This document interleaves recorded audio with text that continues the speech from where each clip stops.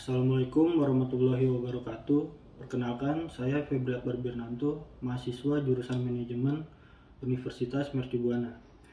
Saya akan membahas materi tentang etika sarjana dan etika profesi serta pendidikan anti korupsi. Sarjana. Banyak orang berpendapat bahwa penentu garis karir adalah jenjang pendidikan.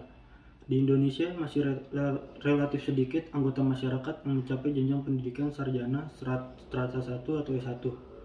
Data sensus penduduk tahun 2010 menunjukkan bahwa berdasarkan penduduk Indonesia berumur 5 tahun ke atas, menurut pendidikan tinggi yang ditamatkan, jumlah penduduk yang tamat pada tingkat diploma 4 atau universitas jenjang S1 adalah 3,10%. Sikap profesional. Sikap berasal dari kata attitude. Attitude adalah kecenderungan individu untuk merespon dengan cara yang khusus terhadap stimulus yang ada dalam lingkungan sosial.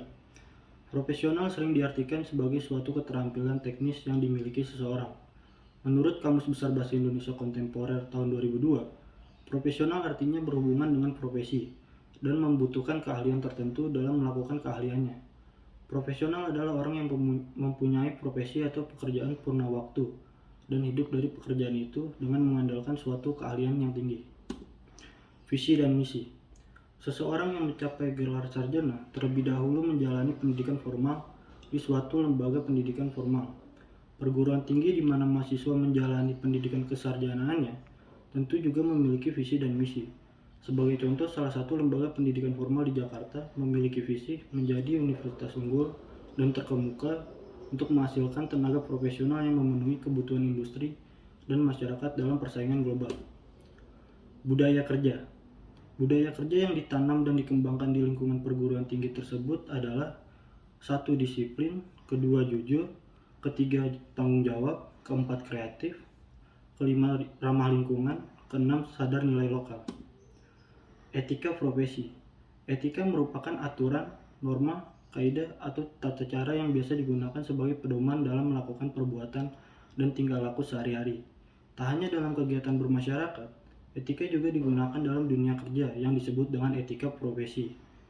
Pengertian etika profesi adalah sebuah sikap hidup yang bertujuan untuk memberikan pelayanan kepada seseorang yang sifatnya profesional. Prinsip etika profesi.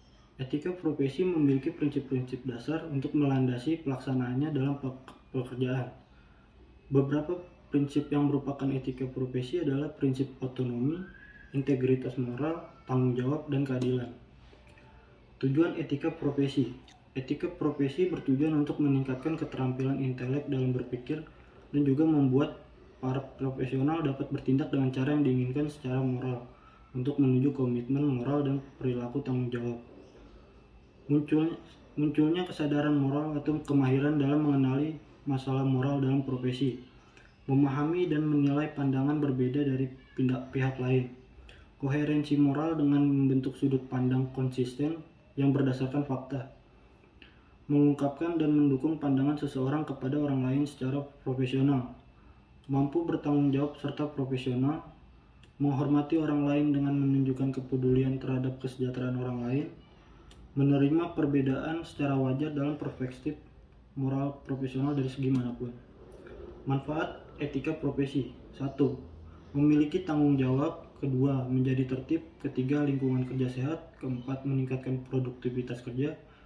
5. Menyokong perubahan lebih baik. Contoh etika profesi. Pelaku bisnis juga mempunyai etika profesi dalam berkomunikasi dengan para klien atau konsumennya, yakni sebagai berikut. 1.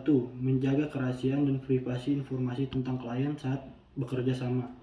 2. Perusahaan menetapkan pedoman bagi karyawan yang dijalankan oleh karyawan agar jalan operasional perusahaan dapat berjalan dengan baik. Pendidikan anti korupsi. Pentingnya implementasi pendidikan anti korupsi di lembaga pendidikan. Pemerintah melalui Komisi Pemberantasan Anti Korupsi atau KPK telah melakukan kampanye anti korupsi ke lembaga pendidikan. Kurikulum pendidikan anti korupsi mulai dikembangkan di sekolah-sekolah maupun universitas dengan penyesuaian konsep dan target sasaran yang hendak dicapai di jenjang lembaga pendidikan terkait. Alasan mengapa pendidikan anti korupsi perlu diajarkan di dunia pendidikan. 1. Budaya korupsi Indonesia di tepi jurang. 2. Memerangi korupsi dari lingkungan terdekat. 3. Penanaman pendidikan karakter yang aplikatif. Tujuan pelaksanaan pendidikan anti korupsi di lembaga pendidikan. 1. Pembentukan karakter anti korupsi sesuai dengan tahap perkembangan anak. 2. Menanamkan nilai-nilai anti korupsi pada generasi muda. 3. Penanaman pendidikan anti korupsi untuk jangka panjang. Korupsi dari sudut etika. Tahun 2014, dari catatan Transparency International, ketika merilis Corruption Perception Index atau CPI, Indonesia berada di peringkat 114 dari 174 negara yang diperiksa. Keseriusan masalah dan ancaman yang ditimbulkan oleh korupsi sangat besar, karena mengganggu stabilitas dan keamanan masyarakat. Korupsi juga merusak lembaga-lembaga negara, norma-norma demokrasi, nilai-nilai etika dan standar moral, keadilan, dan membahayakan pembangunan berkelanjutan, kesejahteraan rakyat, dan supremasi hukum. Kita semua paham bahwa korupsi memang tidak punya etika. Sekarang tinggal dalam penerapannya, seseorang memilih untuk mau hidup beretika atau tanpa etika. Ini saja materi yang dapat saya sampaikan pada kesempatan ini. Terima kasih. Wassalamualaikum warahmatullahi wabarakatuh.